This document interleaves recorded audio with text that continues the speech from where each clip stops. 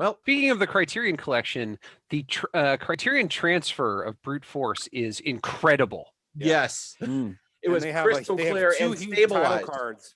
They have 2 huge title cards at the top that explain letting you know it. how it was restored, and one at the end. 2 years of scanning. Yep. 2 years. It looked unbelievable. I never seen it looking that good before, and this is a recent thing. You know, yeah, 2016 to 2018 was when they were doing the scanning, and then I think it got released in 2019 or early 2020. The Blu-ray came out in 2019. Yeah, but man, it looked amazing. Yeah. But if I watched it on Prime, then I didn't see this, right? Did you get the title cards at the beginning talking about the restoration? big long title cards at the beginning? Oh yeah. Yeah, then no, you That's didn't. still a pretty decent. It still looked great. It's still a decent for HD transfer though. Well, I'm sure the one that Amazon has is the same transfer. Yeah. Because their stuff is from Criterion anyway, so it's pretty much the same thing. It might be a 1080 like a down sample from it, but still, it's really nice black and white photography. In any case, it's really beautiful. But it was apparently a lot of them were damaged at various points too. So they're like taking different copies of it and like going frame by frame into individual. Something happened with some of those films of Ride of that year. What was this? 47? 47, yeah. Because I also watched, because I had seen Rififi, which I think is very good, and then I started watching The Naked City, and it had the same exact information in front of The Naked City on the Criterion. So either Dassin's films had some problems and got lost, or of that time period, maybe the studio or whatever. But like they also needed that restoration. Yeah.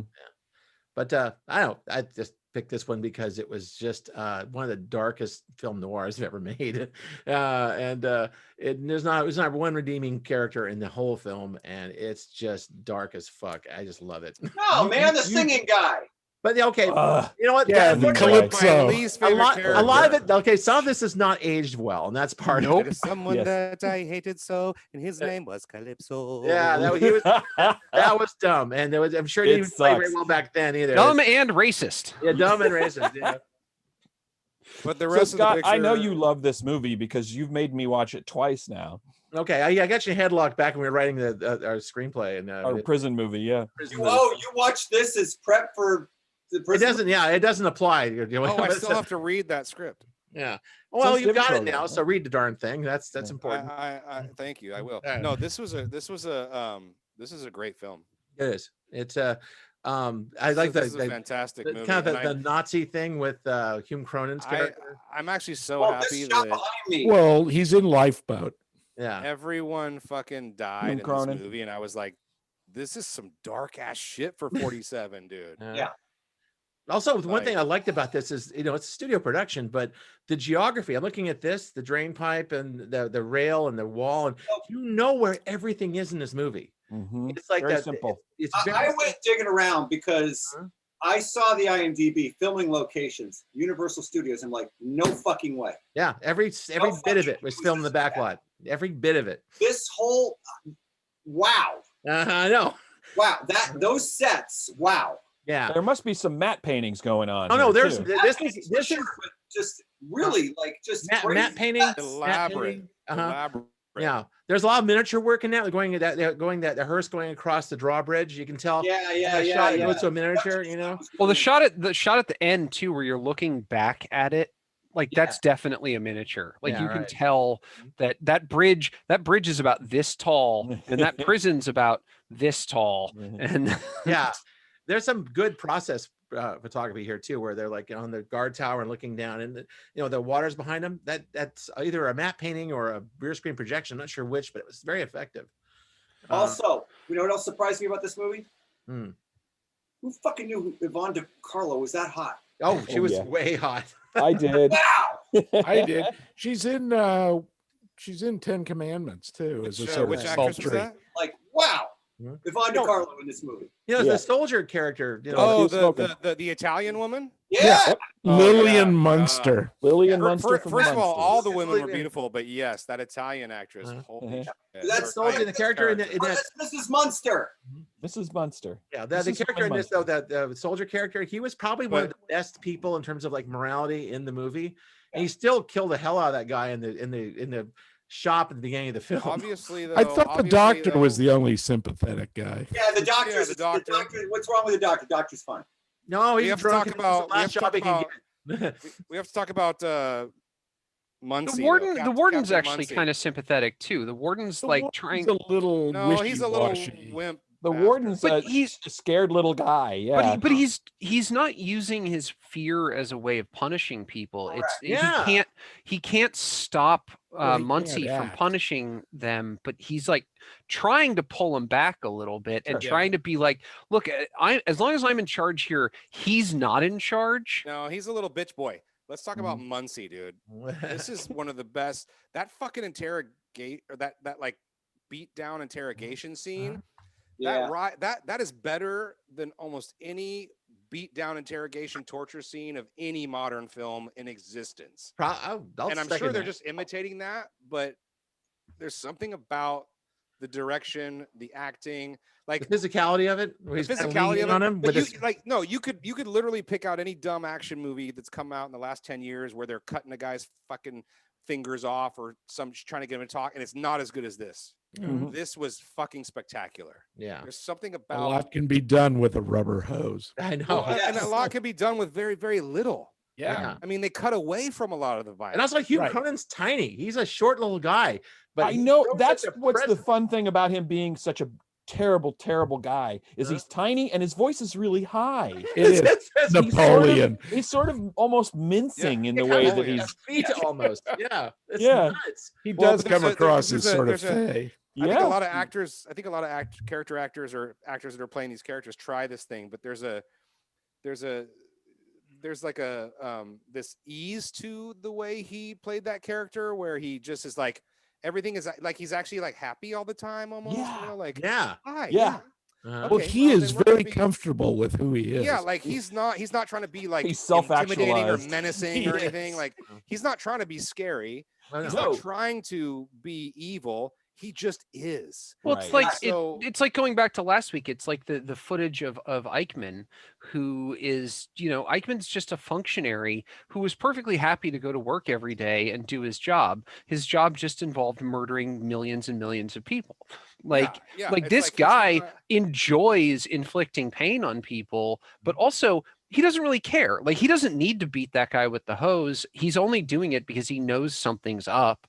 Yeah. So he's willing it's to just go to like the you place could- where he can do that level of Oh, yeah. violence. No, But no. when the other guard goes to hit the guy who bumped into him, he's like, "Hey, what are you doing? That was obviously a mistake."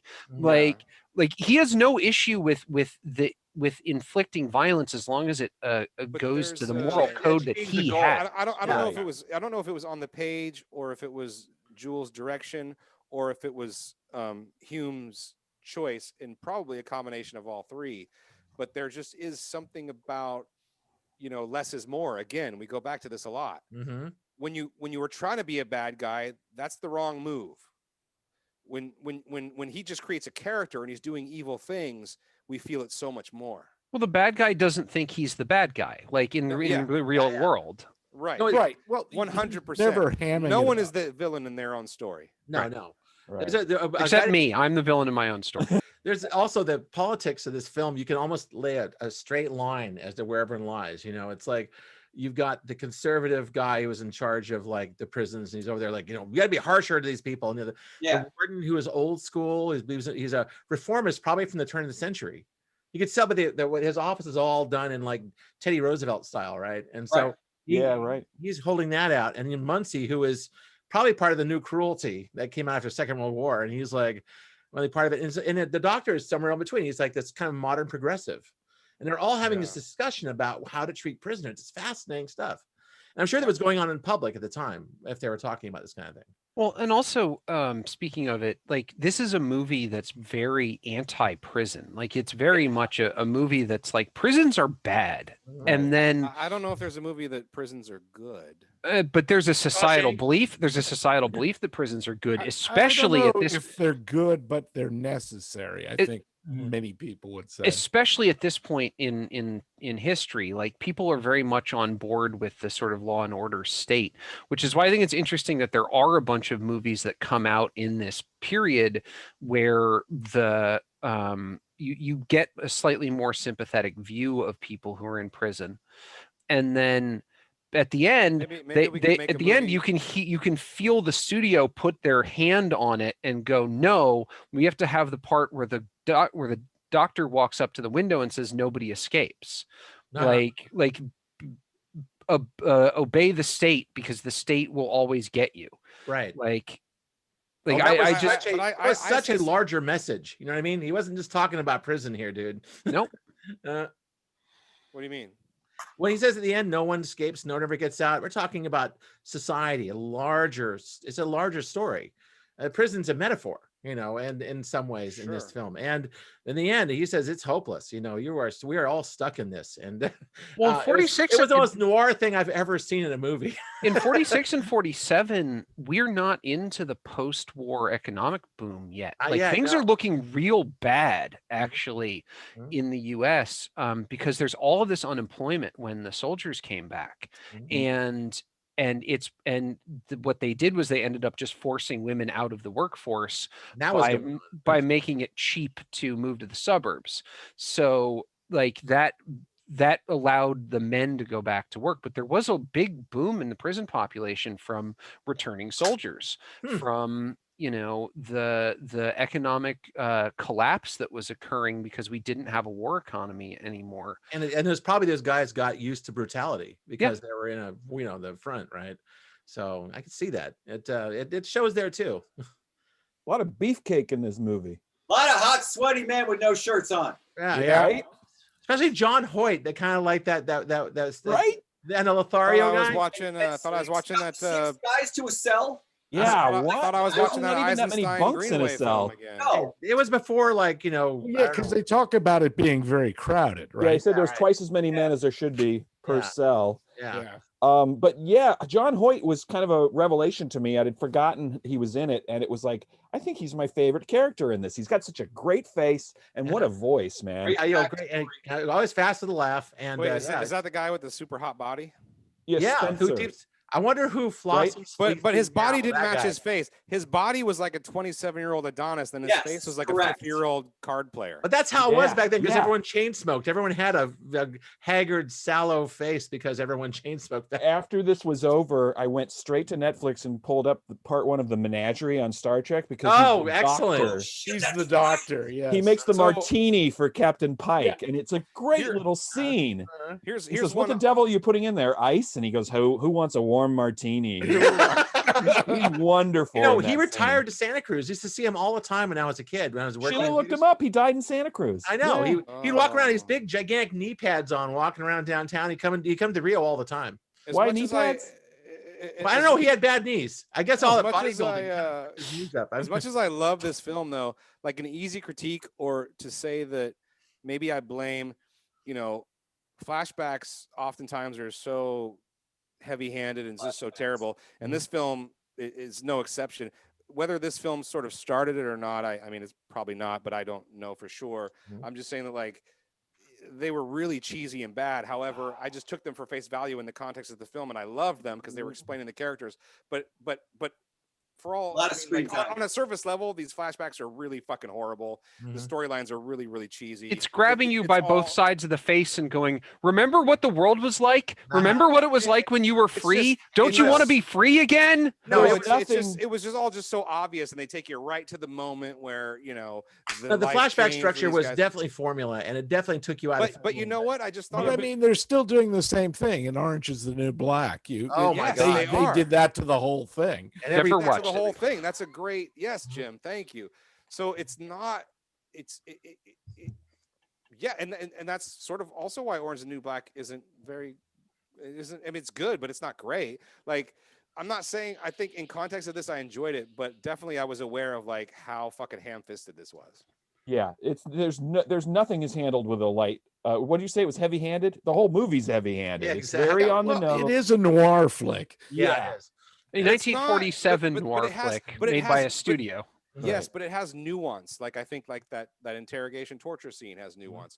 I think there are certain things that have nuance. I think when they're when they come out with the guy strapped to the to the front of Was that Like, fucked that's up or fucking what? amazing. Yeah, that's great. Like, Oh, there there's was so many- there's some rough go out here, like that guy getting shoved into the press by people I know. with fucking. Oh, that was in the torches. marvelous scene. Yeah. It's just like, whoops. But then Also, again, you're- this Huh? is great. Oh, yeah. Just, Yes. It's a just good fucking end. full he's- on power slam right off the top of the He's guard got, tower. got Fuck you. 345 slugs in his body. He Charles doesn't care. He's Laughton just, in, Yeah. You know what else doesn't have much nuance? Hunchback. Burt Lancaster. I mean, I know. He's never had nuance. Jesus Is he the Christ. weak- There, he's the man. weakest- is he the weakest link in this whole movie? I think he is. Yes. He's just like, he plays to the camera. He's very obvious. He overdoes everything. You know, he got much better in his later movies where the directors were really sort of reeling him back. Yeah. Well, that's why like I almost want to pick The Swimmer when it's my turn again because No, that's a good film. Yeah. He's No, good in Atlantic City. he was a little more Love approachable. him in Atlantic And City. you saw The Killers, the one he did before this, same director. Yeah. Now there's a little more subtle in that one because I think it was just this big. Twilight's big last- film. This one he's kind of writing his So- own rules a bit. Who So I- directed that? I read Yeah, up same on- guy. It's Jules Dassin. Yeah. It's Jules Yeah, I Dassin. read up all on Jules Dassin, who was American. See, it's so funny. I thought Jules Dassin was not American because the first film I saw by him was Rififi. Same here. That was Next Pat. He has a name. He went right? to France later when he got blacklisted. Exactly. blacklisted. He was making studio pictures. He actually studied under Hitchcock and another guy, and then he was making pictures. But yes, because he was considered a communist sympathizer, he got blacklisted. But And the he fact fucking that moved his over to name's France Jules with Dassin, nothing. and he went to France. I assume he's of French origin. Well, when he got to France, apparently he was completely broke, and he wanted to make pictures, and it was extremely hard. And so that's why Rififi is such an indie film. Mhm. But it did so well at Cannes because of that like chase sequence. Like he's still such an amazing director that they couldn't stop him. who and so was it- tempered. Who was tempered in film noir. He knew how. Yeah. And he blew up at Cannes. And then, after all that shit died down with all the garbage in America, like he came back and they were like throwing shit at him. Well, the fact that Dassin got blacklisted is a bona fide for this film's noir status because all the best ones got nailed. Well, and also Charlie again, Chaplin, dude. You can see more of that. If Charlie Chaplin had only done a noir flick. The It's tip in a prison. sequel to The Great Dictator, but it's like yeah. it's in the bunker at the end. The Great Dictator was, Right. He can do the downfall. The movie never leaves the bunker. Charlie Chaplin's downfall. I love it. I think this says that thing has some potential here.